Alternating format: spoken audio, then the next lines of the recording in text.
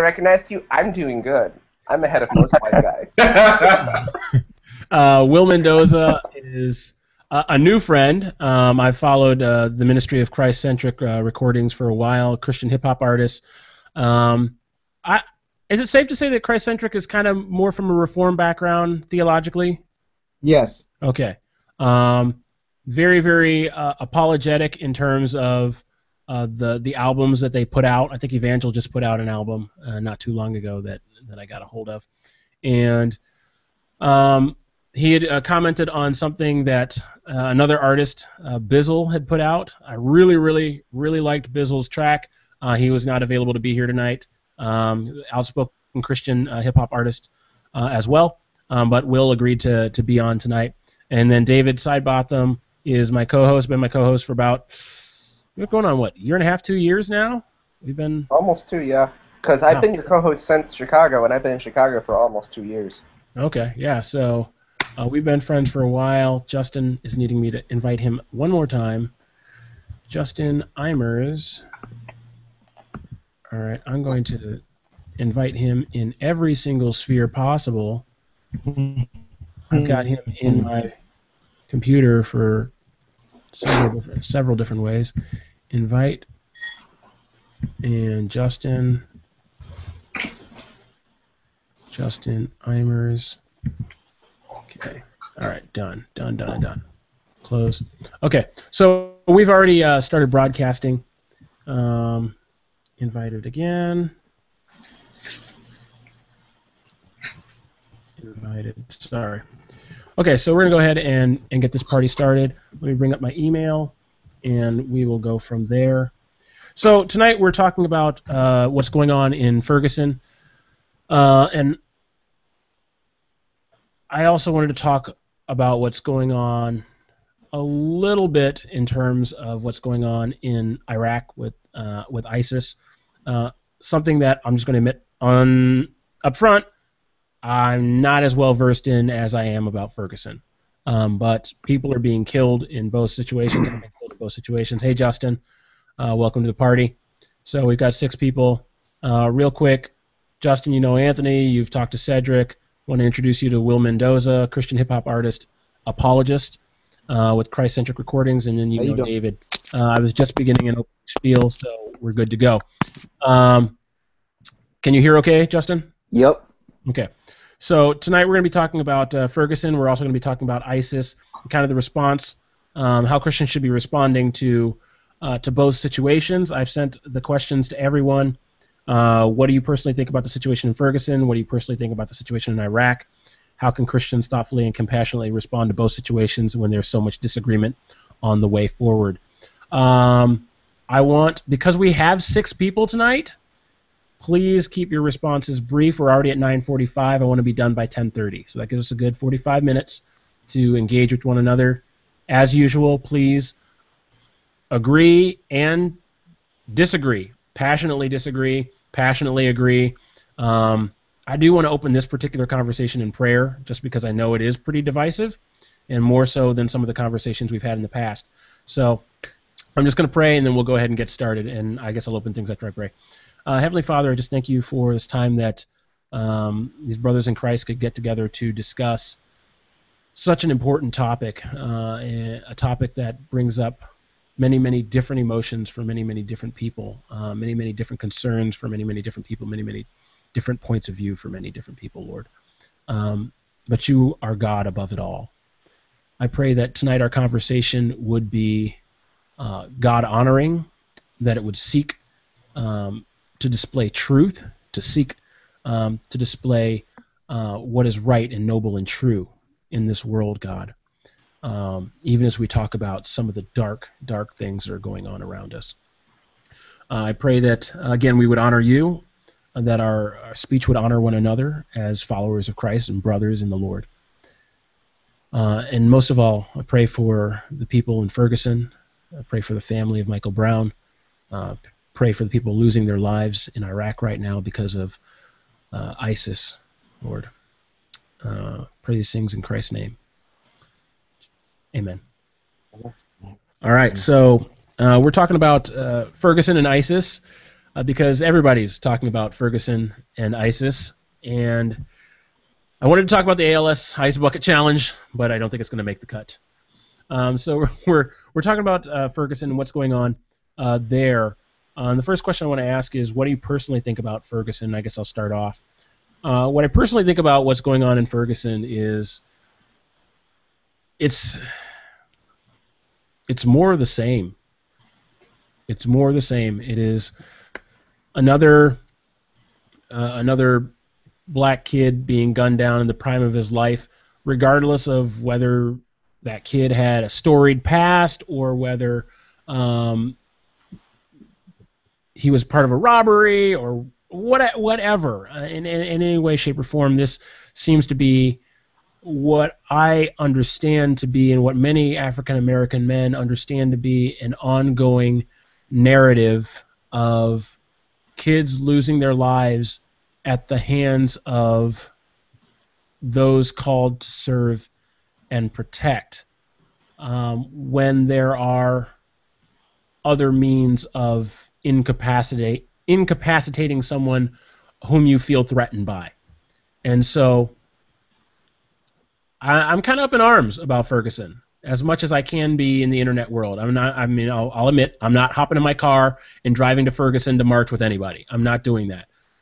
So I'm kind of armchairing it here, like many people are. So I will admit that. But I still see this as an ongoing narrative of young black men losing their lives at the hands of police officers, and then this kind of code of silence among the police officers, and rushing to defend the police officers' actions, and rushing to vilify and paint whoever has lost their lives as someone who had it coming, someone who deserved to die, whether that means it was a kid who had Skittles and an Arizona iced tea and he was wearing a hoodie and he just looked like he was in the wrong area, or someone who, had got caught up in something earlier that day that was bad, but still at the moment when he was shot and killed was unarmed. So I see that as kind of an ongoing narrative in the black community. I was gonna say, Calvin, I basically agree with you.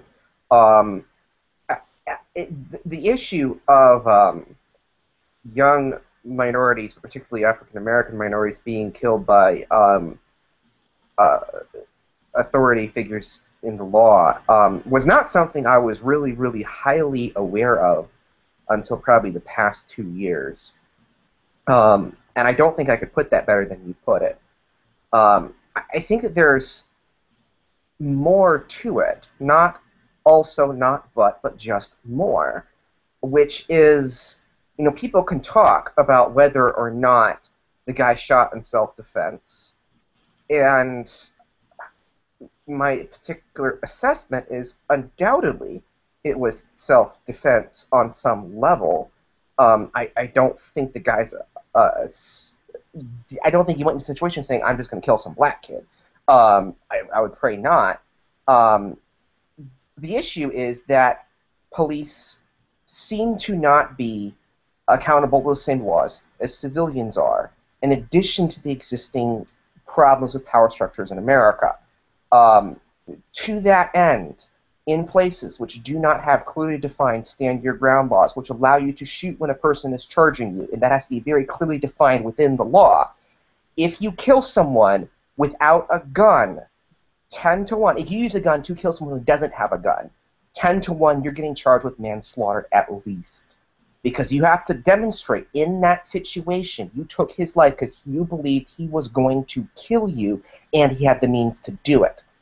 When you pull a gun on someone and shoot, you're not shooting to stop them from assaulting you. You are shooting with intent to kill. So in this situation, it is appropriate for a police officer to do something with intent to kill, wherein it would not be appropriate for a civilian to do that. It's a discrepancy in how the law is applied to the authorities. More importantly, or with that, you have sort of panning out from that the issue with the protests. The cops, in the case of the protests, have got military-grade technology and military-grade vehicles which are bringing to bear on the streets. So they have weapons, they have military weapons, they have all this power. But when the military has military-grade weapons, it has commissioned, non-commissioned, and reserve officers with very, very, very specialized training to know how to respond with minimal force to different situations. And you have a large infrastructure of officers with specific training, with specific circumstances. If you don't have the officer with that training, you don't get that equipment. So if you don't have the training to know how to respond to someone who is probably unarmed, other than using a firearm, you don't get a firearm. If you don't have the training to know how to use and when to use armored vehicles in riot situations, you don't get riot vehicles. It begins with the power structure of a lack of accountability, and it plays down the ladder then to individual encounters where you have a situation where the police are investigating their own murders. Because they're investigating their own murders, they're not accountable to the same law civilians are accountable to, which allows you to eventually have race crime. I'm not going to say this is race crime, but I think with a number of African American children who have died because of this, you can't deny that in every circumstance it wasn't racially motivated or racially caused by existing race dynamics. So it's an exacerbation of the situation. If I'm gonna interject, I grew up in the '80s, and we saw that a lot in the D.C. area, from Washington D.C. And I think the reason why it's more of an uproar now because we have information travel faster. So I think people on Facebook get real upset about, and so I've seen this many times. What bothers me about this situation is that we already have declared the police officer guilty before, due process and the investigation. So and from what I know about the law, which is a little bit, I thought someone was innocent until proven guilty. But when I click on Facebook, I see everybody already, asking for the police officer's head, and that's what bothers me because I wanted to be a police officer one time because I wanted to have influence and make an impact in my community. If I may speak, I hear what you're saying, and I agree that the statute is that a person is presumed innocent until proven guilty, and I agree. Let's take this to trial. Let's find out what really happened, and let's see what the evidence stipulates. And whether that exonerates or proves the guilt of the shooting officer. However, what I don't see in the narrative is that same attitude or that same understanding being extended to Michael Brown, and the very fact that how this is being carried on in the media is I noticed that the word alleged is missing in the narrative, that Michael Brown allegedly robbed this store. He allegedly shoplifted. And if he did, I'm not saying that he should be exonerated merely because he was black. But unfortunately, he can't be proven guilty or innocent because he's dead. And so if we're gonna say equal treatment for our civilians and for our law enforcement personnel, then that has to be something that we're very intentional about. The officer can't be presumed innocent until proven guilty, but Michael Brown robbed a store, and so he's certainly guilty. And the fact that it was necessary for there to be various versions of this story about what happened, to me, really does irreparable damage to the credibility of the Ferguson Police Department. And so this needs to go to trial. We need to figure out what really happened. There are too many versions of the story, and unfortunately, Mike Brown's voice is going to be silent because he was shot and killed. And for whatever reason, this officer was his judge, his jury, and his executioner, and this is being tried in the court of public opinion. And that's really unfortunate because it's unfortunately, I think the way the American legal system works is that it's more interested in what you can prove than it is in actual truth. And so because this case is so racially charged, I think a lot of truth is going to be obscured, which is, as David said, it's going to exacerbate a lot of issues. I do not believe that the officer was malicious. I think he was young. I think he overreacted. I think he panicked, and that is evidenced with, you know, how long the young man's body was out there in the street for food for the carrion birds to come and pick apart. That kind of thing was just proof that no one really knew what to do. Well, and with that, I would want to emphasize the issue of the officer's training. I wouldn't want to assert malevolent intent. It does demonstrate a systemic issue, which has nothing to do with any individual person being presumed innocent or guilty. The systemic situation is you have an officer who clearly does not have the right training to deal with the situation and uses too much force. If you try to deny that, immediately following that, you have the police misresponding with inappropriate force to a protest. That's not an issue of innocent or guilty. That's an issue of existing systems. I'll agree with David there. Just seeing how, just to concur what you said, like how wrong the officer acted in and of itself, and how wrong the Ferguson, the police department, because it was them goading on the protesters and the protesters reacting the wrong way. Even still, their actions and their actions throughout the whole system just points to really terrible training throughout the Ferguson Police Department. And I totally agree with you there, where there needs to be some sort of accountability held between like police officers if they're going to get these type of weapons that are designed to do a certain job and do a very good job and do it very well. But if it's used, if it's abused, it's going to be terrible. Yeah, it's unfortunate what happened to Mike Brown, and I'm not saying that he deserved. I mean, no one deserves what happened to him at all.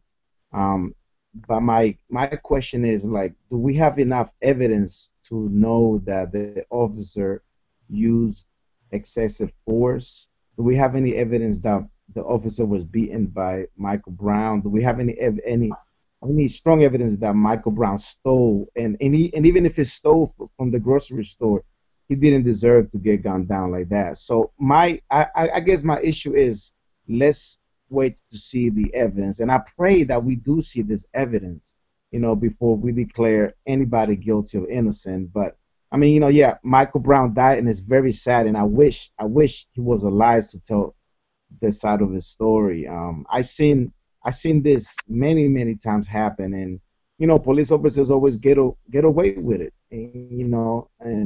and I pray that if the officer is guilty of murder, and if he lied, because I also heard that he lied about having a black eye or being hit in the face. If he lied, then, in my opinion, he deserves the death penalty. If the officer is guilty, he deserves the death penalty. I just kind of want to read something real quick. 2 days after this whole incident in Ferguson occurred, in Salt Lake City, Utah, the exact same situation occurred, except it was a black officer who shot an unarmed white man. This is not race. I hate to say it.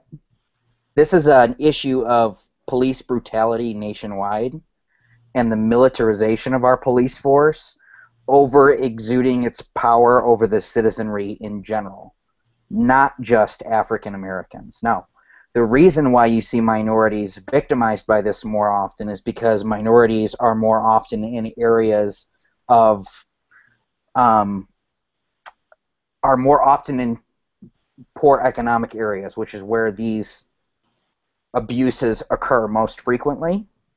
But it happens to every race, every color, And it's not just white police officers doing this. It's black police officers, Mexican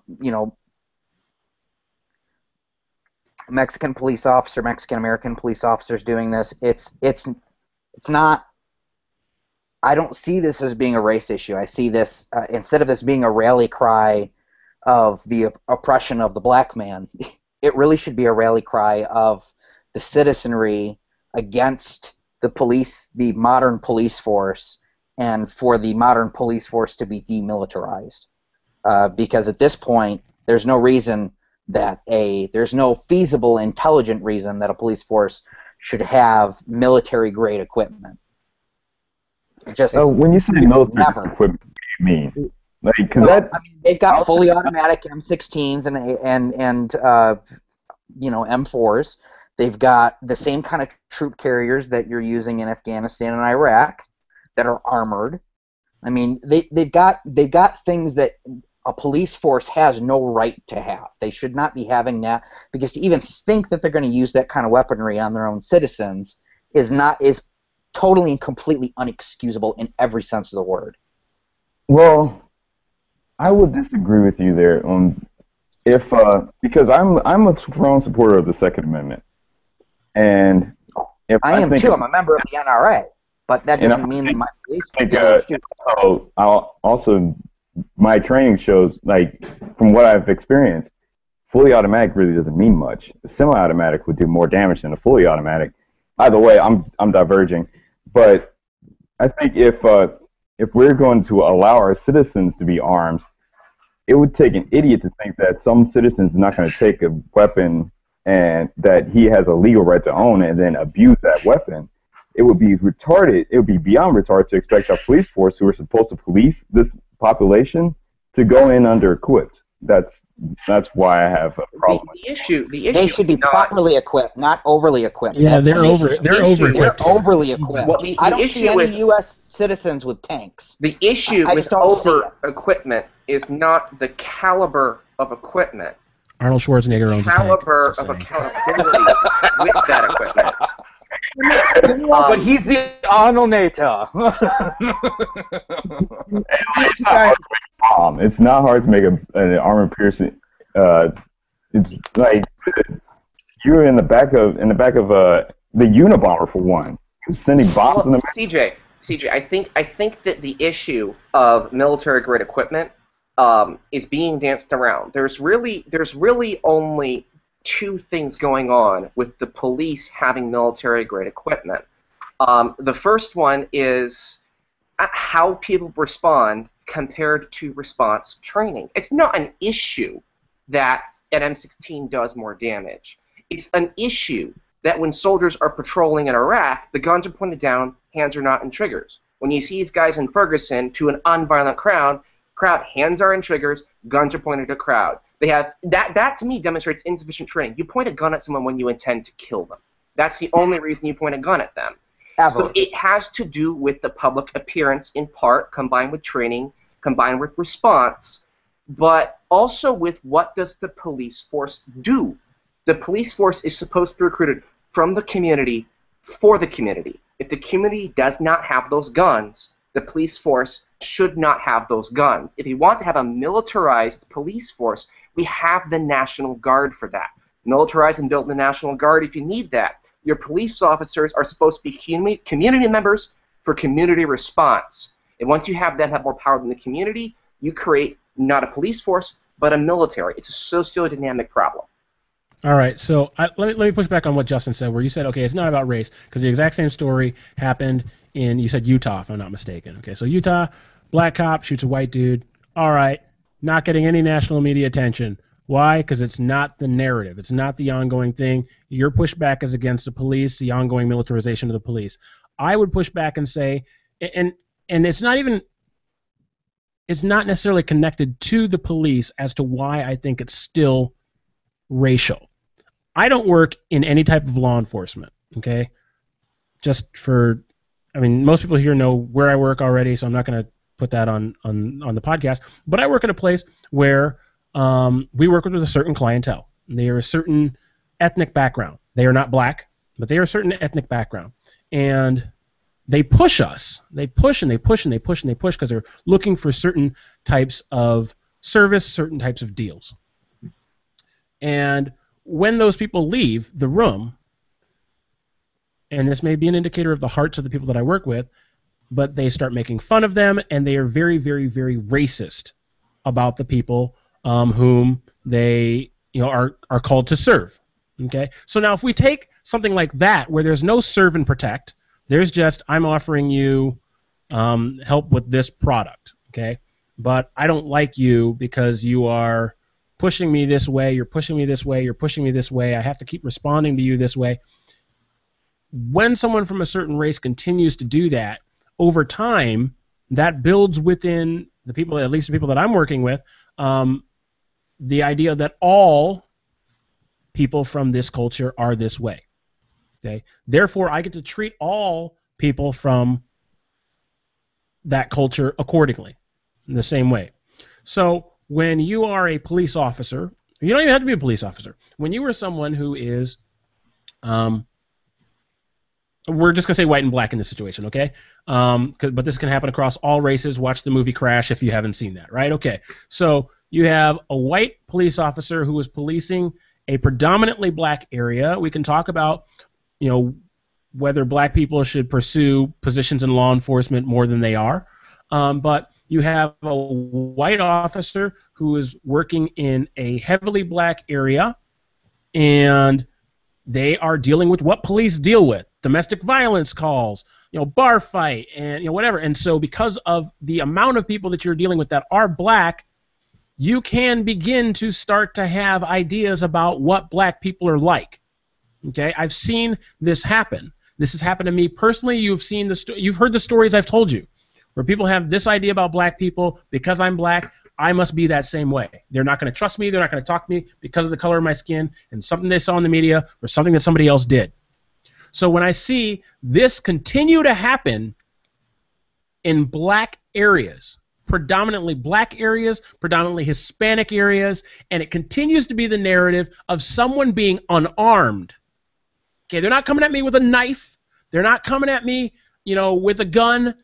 Their hands are up, or they got Skittles. Yeah. And they're killed. This is something that continues to happen. That's why I think it's easier for me, and it maybe not always be race. Okay, I will give that. But I think it's very easy to see it as race because it continues to happen amongst particular races. This is not an unarmed white guy was shot, and that's a continuing narrative. That is not a continuing narrative at all. That's a one-off in Utah. Okay, that's not a one-off. Well, Calvin, I wouldn't want to say, unless we're particularly sensitive to Utah's situation, what is and isn't a one-off in Utah. I do think that inferring how people personally respond is overcomplicating the fact that this is a race issue. Justin, you mentioned that minorities tend to be in poor, high criminal areas. Why? The answer is because there are systems in place in this country which result in people being depowered and being forced into oppressed, high-crime areas. It's not by accident that minorities are in those areas. Well, so then you have people who are depowered, who then have to deal with an empowered authority. You're going to have that dynamic come into existence. It doesn't need to be intentional to be race. It can be a system and be race. Okay, but to say that it's racism that is driving that, I don't think is you're misappropriating the way they're using that word. It may or may not be racism that the kid was shot. It is absolutely racism that you have a pattern where minorities are put in positions where the police can more readily exploit their power than people who are in middle and higher classes who have access to lawyers. Okay, but that's not an issue of race. That's an issue of in economics, David. What you're doing is you're oversimplifying an issue, along with a narrative. It's not an oversimplification. That's accepted. For the past 400 years. Let me ask you a question. Now, in this situation that happened in Ferguson, how do we know it was based on race? Like, are we going too far with this, saying that it was a a race thing, or? I mean, he was stopped for jaywalking. What police officer stops a white kid for jaywalking? I mean, to me, in this case, it was probably a little Who made it? Oh, if I can say something here, I think I hear everyone's comments, and I agree with everyone. What I want to be cautious of, at least in my own conversations with people outside of this forum, is that we try to avoid compartmentalizing all of this and making it solely one problem. This is a very complicated matter. I think it is very much about the militarization of local police force and the abuse of power. I think that it can be very much perpetuating issues of racism and economics. Again, I am not the one rallying and saying that this was a case of white officer kills, that is completely racially motivated. In my understanding of the officer's actions, I don't see that. But I think, Justin, you are right, that how often do you hear of a police officer detaining or questioning anyone for jaywalking? Which leads me to a statement that is not very popular that I make, and so I understand that I probably will get a lot of pushback on this. But there is just part of me that really believes that this whole thing could have been avoided if things happen the way that they're being reported to have happened, if Michael Brown just would have complied with the officer's instructions. I don't believe that hey, sir, get off the street. I don't believe that was a point of abuse of power. I think that was well within the realm of, it's unusual, but it's well within the realm of the law officer doing his job.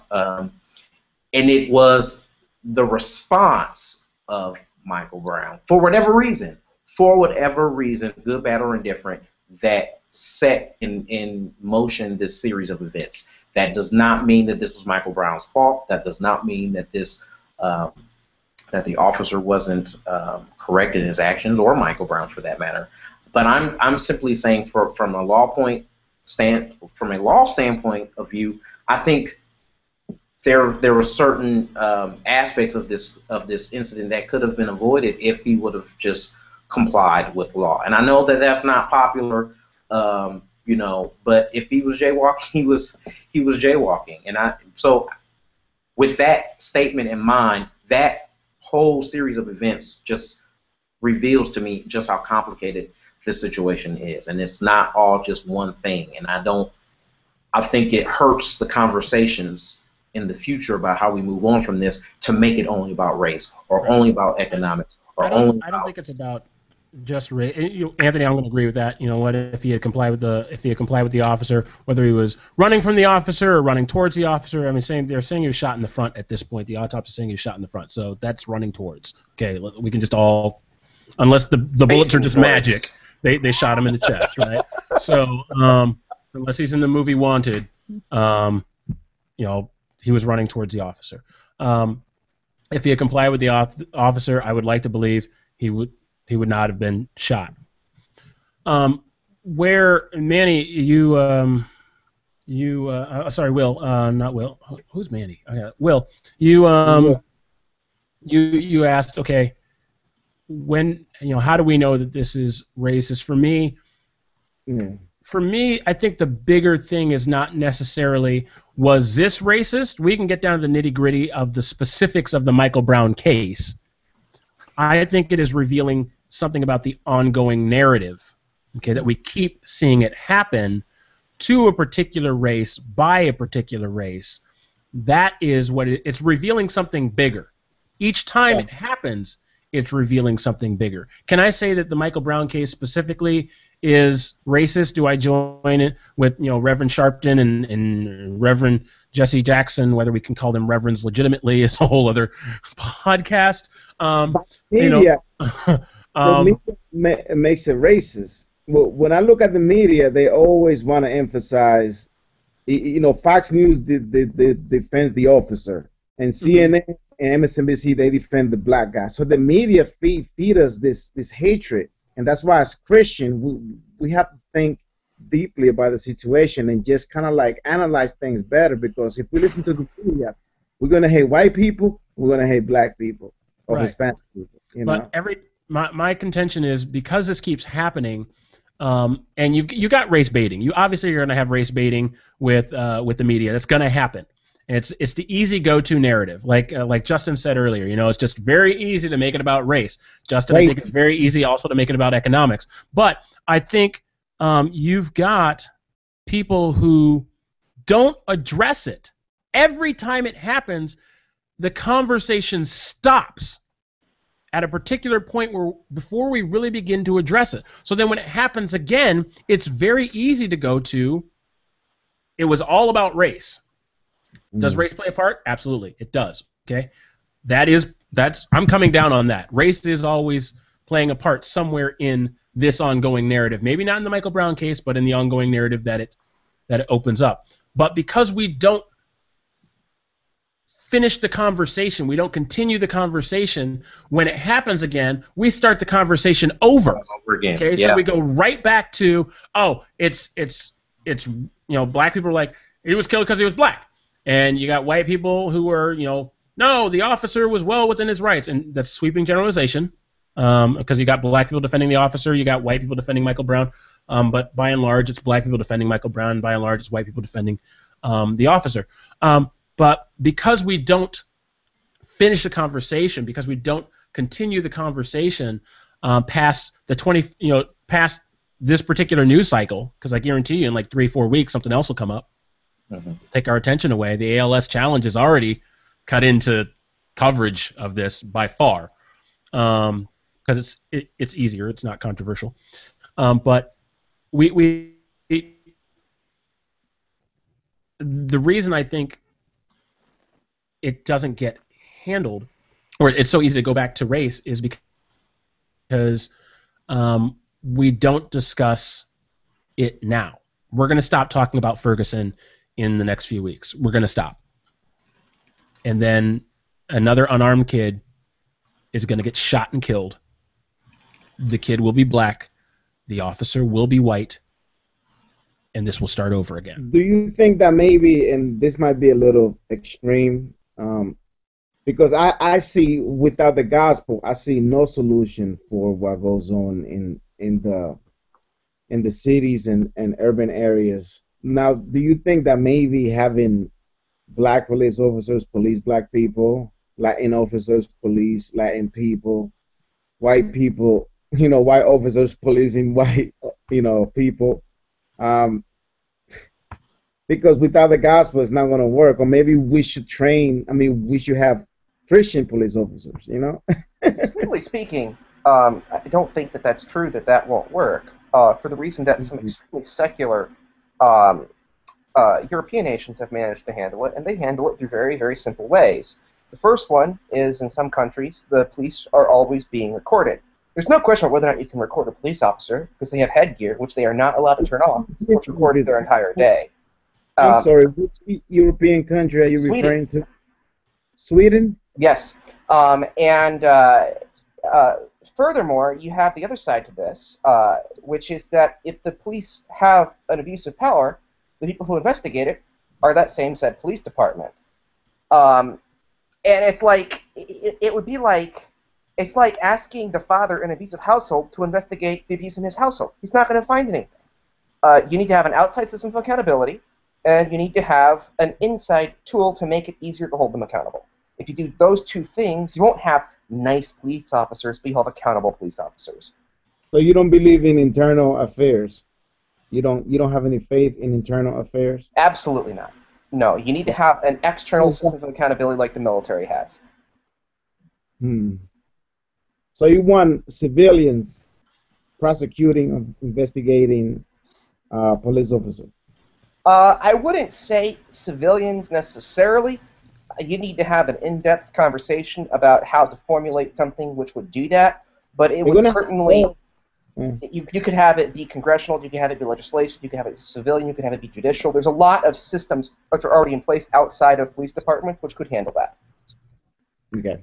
Yes, it needs to be citizens, considering the fact that police officers are citizens. Are civilians, yeah. Yes, yeah, they're police officers civilians. are They are civilians, they're not military personnel. They are civilians. Yeah, yeah, They well, yeah. need to be held accountable by civilians, not by military, not by any other portion of the government.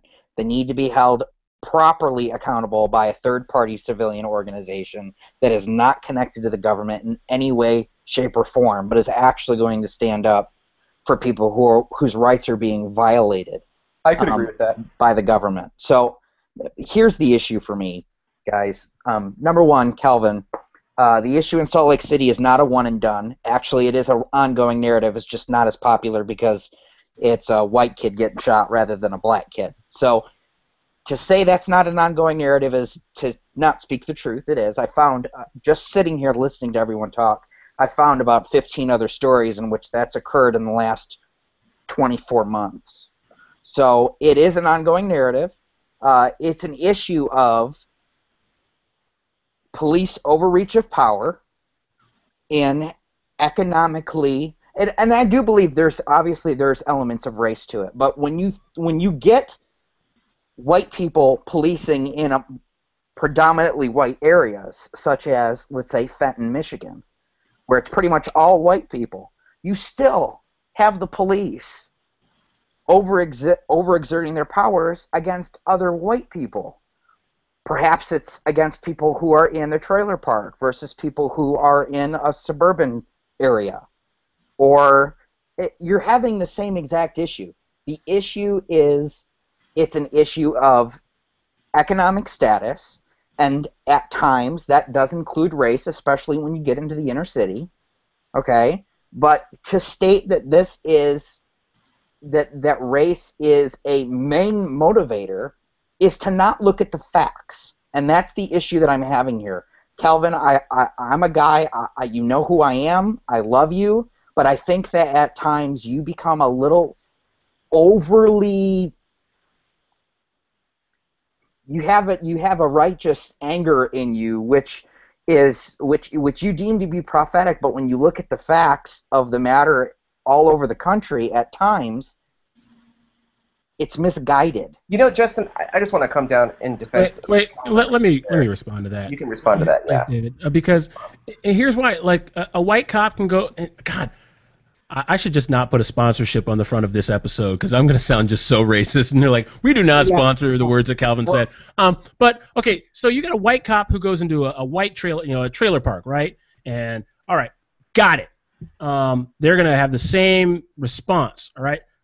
That white person, now we get into questions of privilege, right? So that white person gets attacked by this cop, but his skin is white, okay? So whatever he did, he could have been drunk and beaten his wife, okay? That has nothing to do with the color of his skin. That same white officer can go to a black person's house, and that black guy could be drunk and beating his wife, and it's, why are black people so violent? Why do black people do this? So it's a very different. I was talking to somebody on Facebook, and he kept saying, you know what? It's because these police officers are in areas, and let's just be honest, statistically speaking, black people are more violent than white people. And I was like, oh, that's right, because we have been known for conquering other nations. We have been known for enslaving other people. We have been known for taking our military to other nations and spreading democracy at the end of a gunpoint. We have been known for doing all of those things. Black people are just very, very violent people. And so, okay, we did that in the past. I'm like, we're doing it now. We're doing it now, okay? And black people aren't running. Well, I guess a black person is running the army now for the first time ever. But but the difference is, okay, a white person can do the same thing that a black person does, a bad thing. If we're talking about a bad thing, okay? Cal, you're in an area where that's a black person could do a dialogue, good thing. A black person could do a good thing that a white talking past each other, and I think that at the end of the day, you guys probably don't disagree as much as you think you agree. You disagree, which is that I think Justin's right. In the situation with police brutality and militarism of the police force, we're really not talking about an issue which you need to factor in race to address. There's some very race-neutral solutions which bring a ton of good stuff to fix that problem. The issue, I think, what you're focusing on, Calvin, is that that's not the only narrative which is happening here. Right. And honestly, probably there's more narratives than just race and police Those brutality two. happening here. Yeah. If I can say two things. I think Okay, I'm sorry, go ahead. two different things, which are affecting the scenario, but from two completely different sides. I think focusing on the race-neutral issue regarding police overreach is fine, and I think you're absolutely right, David.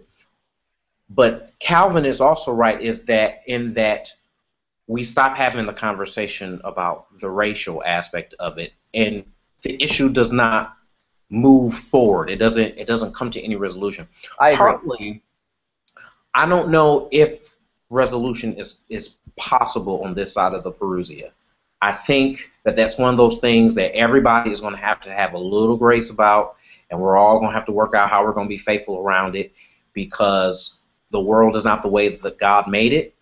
And there are pockets where you can see redemption at full work, but there are other parts where we're still waiting. The creature is groaning for the consummation of God's kingdom. And so I think that's a conversation that we have to be committed to having, and committed to not getting up from the table from. The other thing is that both Justin and Calvin are speaking to is the optic piece of this. And to consider that, you kind of have to take the scope away from the narrow field of vision of just Michael Brown and this officer, but look at how the response was to the protests. And I'm not talking about the looters, because that was a very different group of people with a very different aspect, in a very different goal that they were trying to accomplish.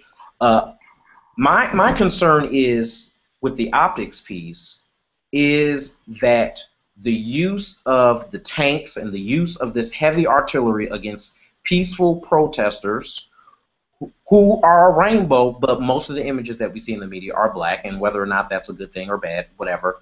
But it paints a picture of, to me, domestic terrorism. And this is the new face of this is how we deal with terrorists over in Iraq, and this is how we deal with terrorists over here in America.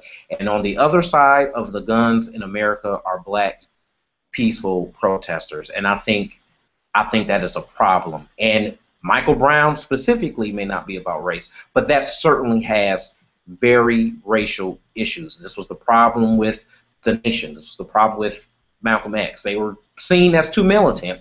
And to stop militant, extremist, terrorist type of people, we have to use military level response. And that's a problem.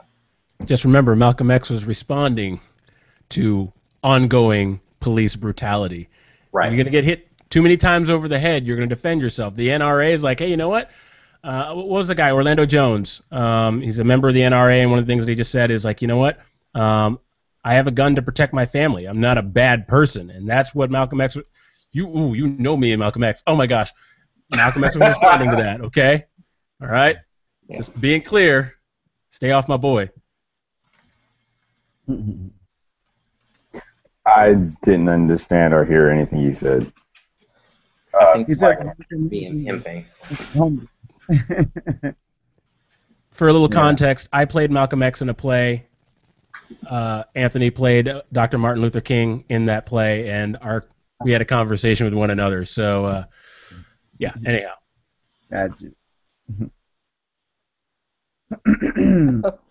I think the reason I'm so resistant against the whole race dialogue is because it doesn't unite. I think one of the big reasons that this gets dropped is because it automatically becomes something of race, whereas then if you focus on a more universal issue like the militarization of the police force, helping the oppressed economically become more affluent, when you focus on those issues, I think you're going to garner more support and you're going to fix more problems, which is going to help take care of the race issue. But I think that at the same time, when you automatically run to the race issue, you're running to what divides. You're not running to what unites. And the second you do that is the second it's counterproductive to actually creating any kind of change. But you do have to understand that the black community does not trust the police. Neither does the gun-owning community. Well,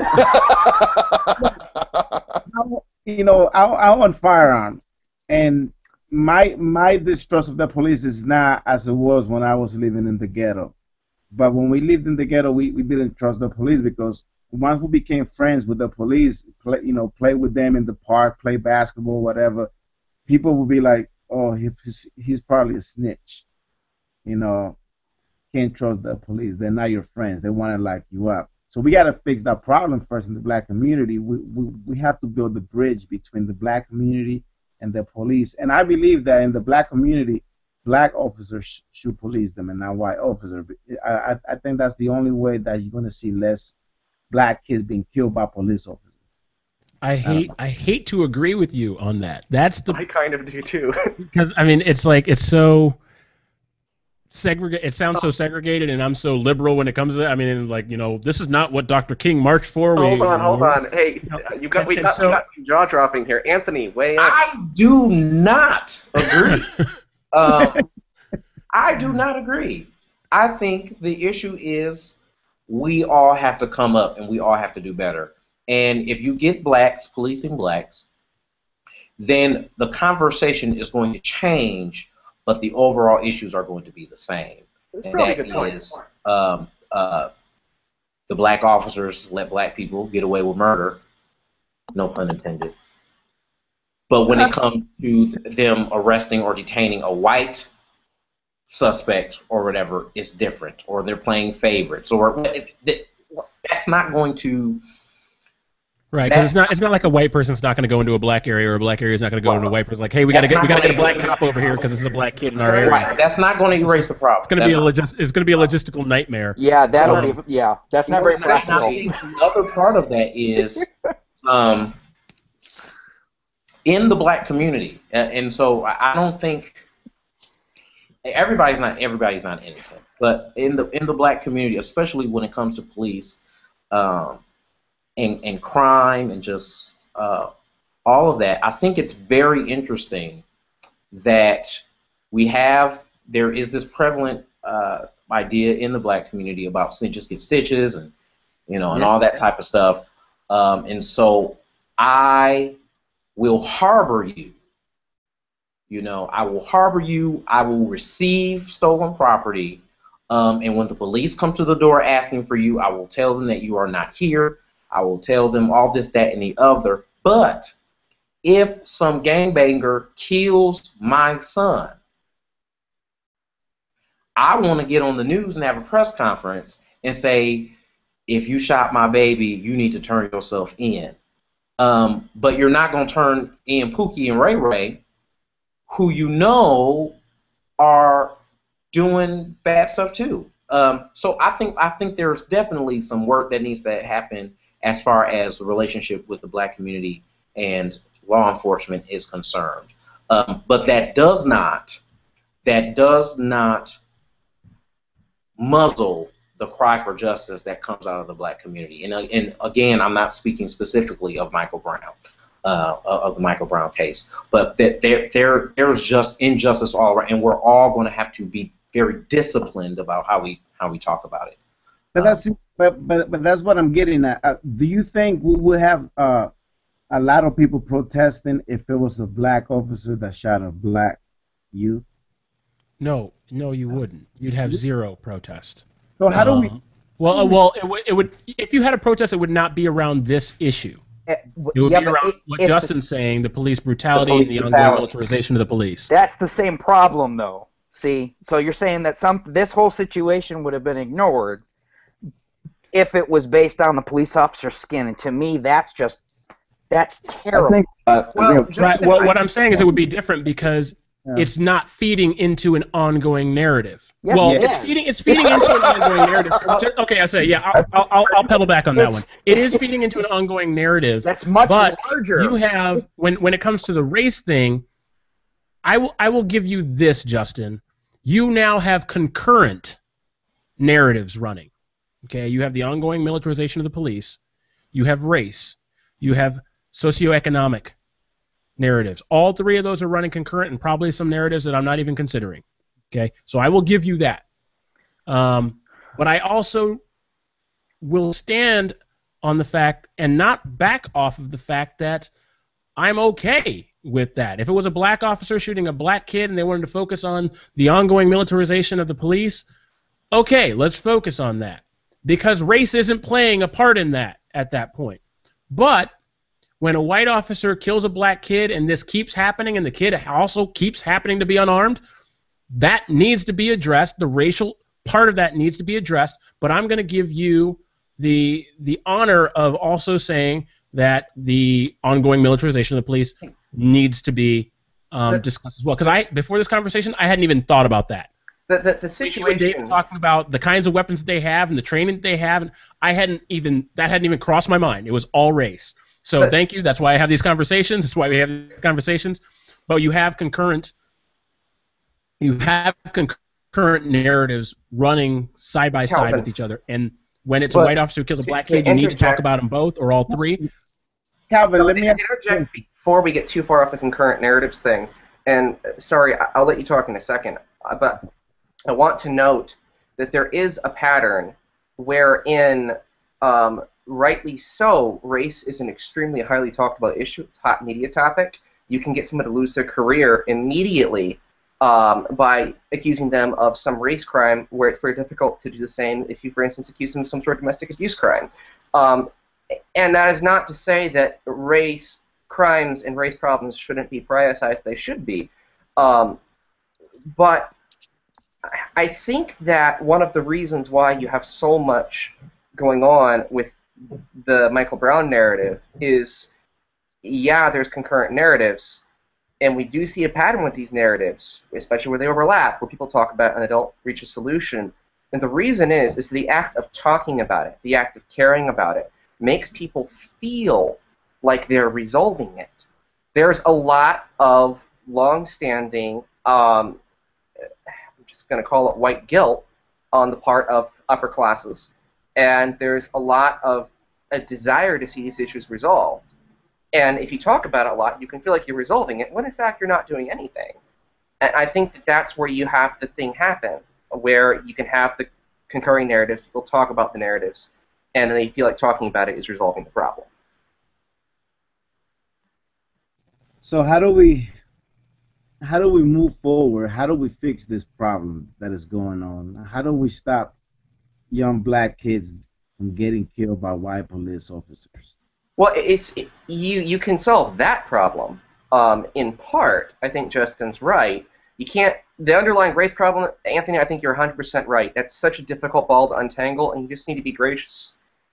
And there's lots we can do improvement on the community level. But when police brutality is exacerbating race problems, untangling race is a big problem. Untangling police brutality is a big problem with a simple solution, which is accountability. Yep. I also think that there's a number. Will, that's a huge question that you asked there. If I'm approaching it from the Christian worldview, there's whether I'm approaching it from a Christian worldview or a non-Christian worldview, there's no easy answer to that question. I will, however, attempt to suggest a few things that I think can begin to address ongoing problems. I think and some of these are actually already in place. So then we just need to talk about the efficiency of the program, whether they're working or not. Police programs that welcome the community into the police station, or officers at community events, not necessarily as police, but just as other citizens, getting out there, meeting the people that they're serving and protecting. Whether it's having a barbecue at the police station, maybe nobody will come to that. I don't know. But you've got programs in place where the police are trying to get out into the community in other modes beyond being the police. It's putting a human face. Hey, that's not just a police officer. That's Officer Bill Patterson. I know Bill. He actually lives down the street from me. And So also, he's not just a cop. He's a guy who mows his lawn every Saturday at 7 in the morning. You've got that. I also think within the black community itself, and this is not me trying to place blame, I think this is almost like saying, some people are like, well, black people just need to stop listening to hardcore rap music and they just need to get themselves together. That's like blaming a woman for getting raped. Well, if you hadn't been wearing your shirt low, this wouldn't have happened. You had it coming. That being said, I still do want to address within the African American community, we have structures in place that make us distrust the police within our pop culture. You have kids listening to stuff, whether it's in the movies or in music, that are telling them don't trust the police. You have things that are saying steal, lie, cheat, steal, be a thug, be a banger. So I think what you're saying is that we need community leaders in the black community. We need community leaders that will work with the police officers and with the police department.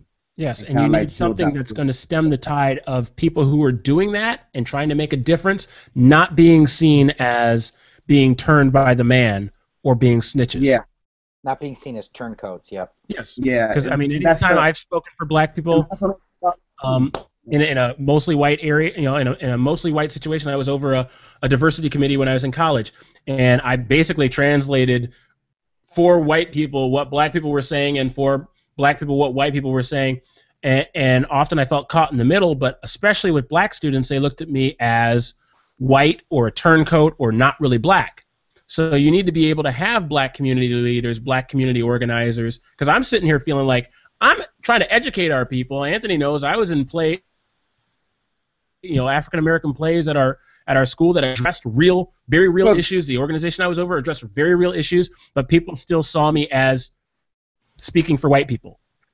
So you need to be able to have community leaders who are not seen as white people or turncoats, and I'm not sure exactly how to do that. Yeah, because King was also called an Uncle Tom by the Nation of Islam, right? If I'm not mistaken. So I think he was called much worse than that. He was called much worse than that. That's putting it kind. I think it's the issue is I think the black community needs strong leaders that are united in the common cause, and I'm praying that in our next generation, we can see strong black leaders in the black community. I think, and I didn't mean to talk over you, but I think it's also going to take people who are very intentional about saying the hip hop culture is not equivalent to what it means to be black, and I think that's part of the issue right there, is that when people see a black person, and I was there, okay, so I understand what Calvin is talking about, that people think because you don't sag, because you don't talk a certain way, because you don't carry yourself a certain way, that you are not fitting the cultural definition of what it means to be black. Mm-hmm. I'm black because of the color of my skin, and it doesn't matter what I put on, how I dress it up. I'm black, and before the police officer finds out that I'm educated, or before anybody finds out that I have a master's degree, or that I'm working or whatever, the only thing they're going to see is black. Okay, mm-hmm. So I think we need to be very intentional about saying that there's more than one way. There's more than one way to celebrate your blackness and celebrate the diversity of black culture. Black culture is very diverse. I think we do ourselves, entertainers do a disservice to our culture when they make it seem like you are a sellout if you don't do it a certain way. So those are things that need to happen in the black community, just like Calvin said. And I think I also think I'll add to that. I think we do ourselves a disservice when we are in fact entertained by that. Mm-hmm. I mean, we can blame it on entertainers, and they have some culpability. Bang, bang, bang. Shoot, shoot, shoot. Get money, get girls, get cars, kill if you have to. And then I think Bizzle in his track was talking about, but then when a white officer kills someone, now you got a whole Martin Luther King speech about it. Like, well, wait a minute. I mean, and he said another track. He said something along the lines of, we were called 3/5 of a man, but when you're treated like that by someone, I mean, you act like 3/5 of a man, but when you're treated like 3/5 of a man, then you're all up in arms. I think we need to stop being entertained by it. And there was a young lady who actually spoke up to. She was a young black woman speaking to a black record executive. And I believe this is online, but don't quote me on that. But she said something to the effect of, why do you continue to sell these kinds of records to people, knowing what it does to the black community? And he said, because people keep buying it. He was a businessman through and through. He didn't even care about the morality of it. It was just, it sells. And so I think that black people, Hispanic people, even white people, because white people are actually the number one purchasers of hip-hop music, believe it or not, need to stop being entertained. We need to stop being entertained by this crap. We need to stop calling it entertainment and call it what it is, BS. And it doesn't speak for me. It doesn't represent who I am. It may speak about the troubles of the hood. Biggie and Tupac often spoke about what was going on in the hood. It's not always glorifying what's going on in the hood. Sometimes it's saying, this is what's going on.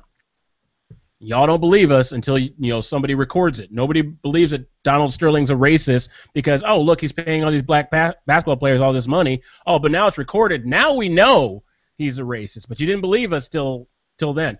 I think that we need to stop being. Sorry, went on a tangent there.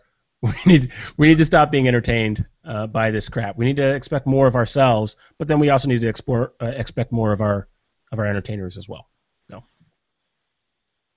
So we need good entertainers. We need good role models in the black community and leaders in the black community. Yeah. Right? Yeah, absolutely. So how do we move? I mean, how do we get there?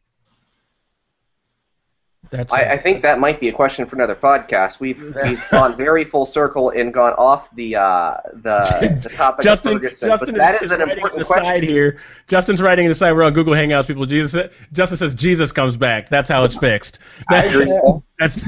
That's so true. That's the preachers in the group. We've been going a little long. Will, I would love to answer that question. Maybe we revisit it in another podcast. I just did. Yeah, but then everything's over. The last word. How do we show shadows of God's kingdom in this world is a question for another podcast. Okay. I'd love to discuss that. But I think we've gone long. I'm already going to cut this into two podcasts. I've enjoyed this conversation. So we're not talking about ISIS. No, God, no. The hangout. We just need an Asian guy. We can get an Asian guy, it would be perfect. You know what? I would love to get an Asian guy. I know a couple. If anybody knows anybody. But yeah. And Will, the way this works is I like to keep people in a rotation and people who have been on before about all sorts of different topics. So now that I've had you here, I'd love to have you on in the future. It may have nothing to do with this. Might have something that you just want to, home in on. We've talked about Christians getting high. We've talked about women having multiple affairs. We've talked about all sorts of different things. Aliens. Aliens. Yeah, we talked about aliens. People believing in aliens. It's just we have some interesting stuff that happens here. But thanks so much. I'm gonna let you guys go. Thank you so much for staying over. Again, I'm going to cut this into two podcasts. Number one should be up on Friday, and then actually I might put up number one on Wednesday, and then the second one on Friday, just to keep it current. But anyway, guys, have a good night. Thanks so much for sticking it out with me. Peace, yo. Talk to y'all later. Night. Later.